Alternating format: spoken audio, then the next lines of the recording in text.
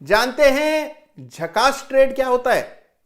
जी हां, अनिल कपूर वाला झकास। देखिए, झकास ट्रेड होता है वो ट्रेड जो कि आपके लेने के बाद आपके तय किए हुए दाम तक, यानी कि आपके टारगेट तक बिल्कुल सीधा लेजर गाइडेड मिसाइल की तरह जाए, तो उस ट्रेड को कहते हैं झकास ट्रेड। तो देखिए, झकास ट्रेड कैसे मिलते हैं, ये आइए आज इस वीडियो में केस स्टडी के जरिए जानेंगे।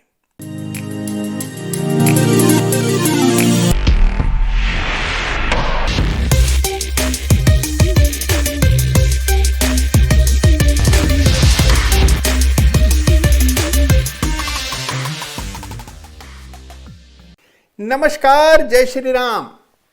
देखिए, एक साहब हैं जॉन पॉल्सन, बहुत विख्यात फंड मैनेजर हैं और उन्होंने 2008 में इतिहास रचा था। 2008 में जब पूरी दुनिया खत्म हो रही थी, दुनिया भर के बैंक्स बर्बाद हो रहे थे, अमेरिकी बाजार ताश के पत्तों के महल की तरह ढह रहा था, उस समय जॉन पॉल्सन ने शॉर्ट करके जबरदस्त पैसा बनाया।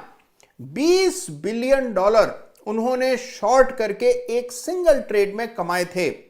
$20 बिलियन होते हैं लगभग 1.5 लाख करोड़ रुपया। जी हां, आपने सही सुना, 1.5 लाख करोड़ रुपया उन्होंने पूरे यूएस हाउसिंग मार्केट को शॉर्ट करके कमाया और इतिहास में अपना नाम दर्ज करा लिया। तो देखिए, इस तरह के ट्रेड को कहते हैं झकास ट्रेड। देखिए, ट्रेड लेना आसान होता है, ट्रेड लेने के बाद कन्विक्शन रखना बहुत मुश्किल काम होता है। और जॉन पॉल्सन से अगर आपको कोई एक चीज सीखनी हो तो आपको सीखना चाहिए कि किस तरह से कन्विक्शन रखा जाता है। जब आप ट्रेड लेते हैं तो उसके बाद ट्रेड हमेशा आप ही के मन मुताबिक नहीं जाता, ऊपर नीचे होता रहता है। आपने खरीदा होता है और वो कुछ समय के लिए नीचे आ जाता है, आपने शॉर्ट किए होते हैं और वो कुछ समय के लिए ऊपर आ जाता है। तो देखिए, बिल्कुल ऐसा ही जॉन पॉल्सन के साथ भी हुआ। उन्होंने शॉर्ट किया और दाम बढ़ने लगे, लेकिन उसके बावजूद उन्होंने अपना विश्वास नहीं छोड़ा और अंत में $20 बिलियन एक ही ट्रेड से कमाकर इतिहास रच दिया। देखिए, मैनेजमेंट की पढ़ाई में केस स्टडीज का इस्तेमाल किया जाता है। किसी एक कॉन्सेप्ट या किसी एक विचार को समझाने के लिए केस स्टडीज का सहारा लेते हैं।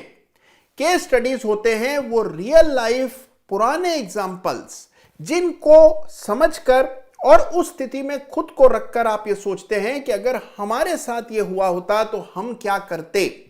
जब आप इस तरह सोचते हैं तब आपकी थॉट प्रोसेस और मजबूत बेहतर हो जाती है और अलग अलग संभावनाओं को विचारना सीख जाते हैं। तो आइए आज एक केस स्टडी के सहारे समझते हैं कि झकास ट्रेड कैसे होते हैं। तो आइए देखते हैं पहली केस स्टडी, और इस केस स्टडी में एक झकास ट्रेड जो कि बजट के दिन बैंक निफ्टी में आया था, इसको स्टडी करते हैं। Case study number 1, bank Nifty, और ये देखिए तारीख है 1 फरवरी 2021, जिस दिन आया था यूनियन बजट। इस तरह का सेटअप उस समय था। मैं चार्ट देख रहा था। बजट के समय सब लोग बहुत क्लोजली बैंक निफ्टी को देखते हैं। बैंक निफ्टी को मैं 30 मिनट चार्ट्स पर देखना पसंद करता हूं, तो बैंक निफ्टी में 30 मिनट के चार्ट पर देख रहा था। इस तरह का सेटअप था। बजट से पहले गिरावट आई, गिरावट के बाद हल्की सी रिकवरी आई। एक लाइन डाली हुई थी 32,870 के आसपास। इसी लेवल से टकराकर बैंक निफ्टी में बड़ा फॉल आया, तो जाहिर सी बात है रेजिस्टेंस है। अब इस लेवल को बहुत क्लोजली मैं देख रहा था। उम्मीद कम थी कि इस लेवल को पार करके बैंक निफ्टी ऊपर चली जाएगी। लोगों ने जमकर शॉर्ट किया हुआ था, ये मुझे पता था, इसलिए ओवरऑल अंडरटोन बुलिश है बाजार की, इसका अनुमान मुझे उस समय था। अब देखिए, इस तरह का चार्ट सेटअप था। बजट आया और बजट के बाद तेजी बनी। जैसे ही तेजी बनने लगी, हमने देखा कि बड़ी आसानी से ये लेवल पार हो गया। जैसे ये लेवल पार हुआ, जिस किसी ने भी शॉर्ट किया होगा, सारे लोग ट्रैप हो गए। ये जो ट्रैप ट्रेडर्स हैं, इनकी आहुति से बाजार बहुत ऊपर जाएगा, ये बात बिल्कुल साफ हो गई। ये पॉइंट था जहां खरीदना है। मैंने फिबोनाची का इस्तेमाल करके 2 लक्ष्य निकाले। पहला टारगेट निकल आया 34,600, दूसरा टारगेट था 37,500। पहला लेवल फिबोनाची एक्सटेंशन के हिसाब से 34,600, दूसरा 37,500। बड़े अग्रेसिव टारगेट्स थे। अगर पहला टारगेट भी आता है तो 1500-1600 पॉइंट की तेजी बैंक निफ्टी में देखने को मिलेगी। जबरदस्त रिटर्न्स आ सकते हैं, तो ये एक अच्छा ट्रेड है। स्टॉप लॉस देखिए 400 पॉइंट नीचे था, 32,465 का स्टॉप लॉस। बन रहा था। 32,465 पर स्टॉप लॉस रख करके यहां पर खरीदने का ट्रेड बना, जबरदस्त ब्रेकआउट था, इसको मिस नहीं करना चाहिए था। अब देखिए उसके बाद जैसा सोचा था बिल्कुल वैसा ही हुआ, अगले दिन भी तेजी कायम रही। पहली कैंडल जो अगले दिन की बनी, इसी ने टारगेट हासिल कर दिया 34,600, लेकिन अभी तक एग्जिट का संकेत नहीं आया। नीचे मैंने इंडिकेटर डाला हुआ है टीएसआई, जिस पर एग्जिट आना चाहिए तभी निकलेंगे, यह है एग्जिट का अल्टीमेट इंडिकेटर, या फिर प्राइस रेजिस्टेंस ले ले। दोनों चीजें नहीं हुई, इसीलिए मैं बना रहा। और उसके बाद कुछ अरसे बाद जाकर के प्राइस ने, अब तक प्राइस बढ़कर 36,000 हो गया। तो देखिए जो 33,200 के आसपास खरीदारी करी थी, यहां पर आप देखते हैं कि लगभग 3,000 पॉइंट आ रहे हैं। 3,000 पॉइंट आपकी जेब में आ गए हो, लेकिन अगर अभी तक आपने बुक नहीं किया है तो बहुत फड़फड़ाहट होती है। लेकिन आपको होल्ड करना है और जॉन पॉल्सन को याद रखना है। अब देखिए यहां पर टीएसआई जो इंडिकेटर एग्जिट का अल्टीमेट इंडिकेटर है, ये चला गया जीरो से नीचे और मैं ट्रेड से बाहर हो गया। बाद में प्राइस इससे भी ऊपर गया और जो हमारा अल्टीमेट टारगेट था 37,500 का, फिबोनाची के हिसाब से, फिबोनाची एक्सटेंशन के जरिए जो 37,500 का टारगेट निकल रहा था, बिल्कुल उन स्तरों तक अंत में बैंक निफ्टी गई। अब देखिए मैंने यहां फिबोनाची डाल दिया आपको दिखाने के लिए। देखिए 37,470 37,500 के लेवल्स निकल करके आ रहे हैं और यही अल्टीमेट टारगेट था, लेकिन एग्जिट आ गया तो निकलना जरूरी है। 37,500 जो आपका टारगेट था वहां तक गया, तो ये जो ट्रेड है यह झकास ट्रेड। तो देखिए केस स्टडी में आपने देखा कि सबसे पहले एक रणनीति बनानी पड़ती है, उसके बाद आपको ट्रेड को प्लान करना पड़ता है कि टारगेट क्या होगा, स्टॉप लॉस क्या होगा, फिर ट्रेड को एग्जीक्यूट करते हैं, फिर उससे एग्जिट करते हैं और बाद में जब ट्रेड मुकम्मल हो जाए तब फिर उसका रिव्यू करते हैं। तो देखिए अगर सारे ट्रेड झकास हो जाएं तो फिर क्या कहना, लेकिन कुछ ट्रेड झकास नहीं होते हैं, उल्टे पड़ जाते हैं, खल्लास हो जाते हैं।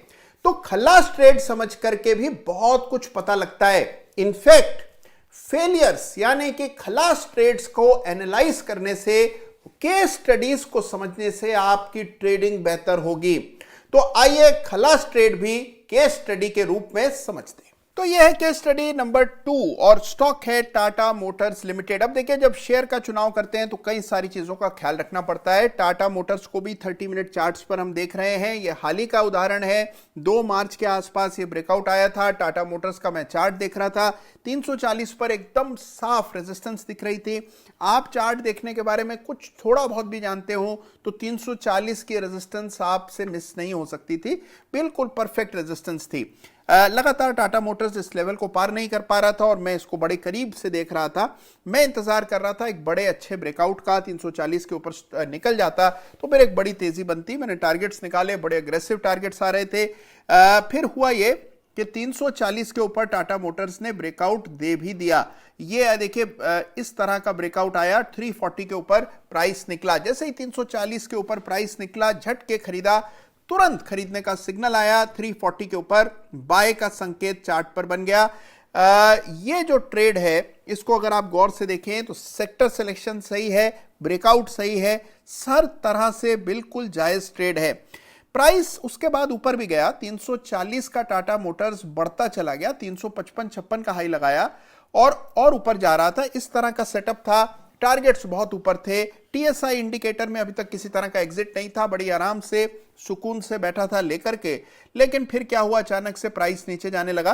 पहला अंदेशा मुझे यहां आया कि एक डबल टॉप जैसा पैटर्न बन रहा है, लेकिन देखिए हम तो नियमों से बंधे हुए हैं। इस समय तक आप मुनाफे में थे, अगर यहां निकल जाते मुनाफे के साथ निकल पाते, लेकिन हम नियमों से बंधे हुए हैं। इन्हीं नियमों की वजह से पैसा बनता है और कभी अगर इन नियमों की वजह से हल्का फुल्का पैसा लग भी जाए तो नियमों को बदलना नहीं चाहिए। तो बिल्कुल नियमों का पालन किया, प्राइस नीचे आने लगा, मुझे यही चिंता हो रही थी। और फिर अगले दिन मैंने देखा कि बड़े गैप के साथ टाटा मोटर खुला, टीएसआई इंडिकेटर नीचे जाने लगा, सपोर्ट के पास आ गया।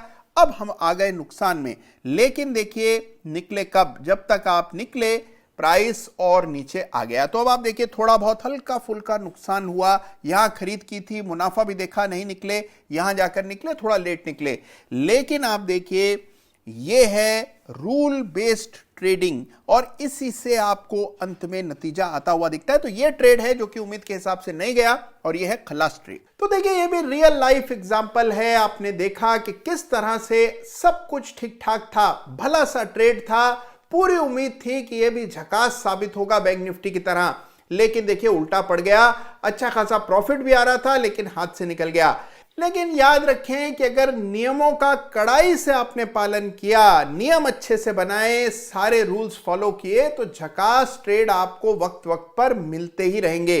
तो देखिए बहुत जरूरी है कि जब आप ट्रेड करें, आपके दिमाग में क्या चल रहा है, किस तरह के भाव आ रहे हैं, उनको लिखते रहें। इसको ट्रेड जर्नलिंग कहते हैं। बहुत जरूरी चीज है ये कि आप अपने सारे भाव, अपने मन के विचार ट्रेड लेने के बाद रिकॉर्ड करते रहें, जिससे आपको अपनी खुद की साइकोलॉजी समझने में बहुत सहायता होगी। तो देखिए आज का ये वीडियो आपको कैसा लगा मुझे जरूर बताइएगा, और अगर आपके दिमाग में भी कोई शेयर ऐसा है जो कि केस स्टडी होने के लायक है, यानी कि कुछ ऐसा अनूठा उस स्टॉक में हुआ, तो आप उसको मेरे साथ जरूर शेयर कीजिएगा। उस पर भी इसी तरह का केस स्टडी का एक वीडियो बनाएंगे और उस स्टॉक की चर्चा तफसील से करेंगे। तो देखिए हर ट्रेड में, चाहे वो खल्लास ट्रेड हो या झकास ट्रेड हो, उसमें सीखने के लिए कुछ ना कुछ जरूर होता है। बस नजरें चाहिए और लगन चाहिए। तो आज का वीडियो पसंद आया हो तो लाइक कर दीजिए, चैनल को सब्सक्राइब कीजिए, अपना ख्याल रखिए। नमस्कार, जय हिंद।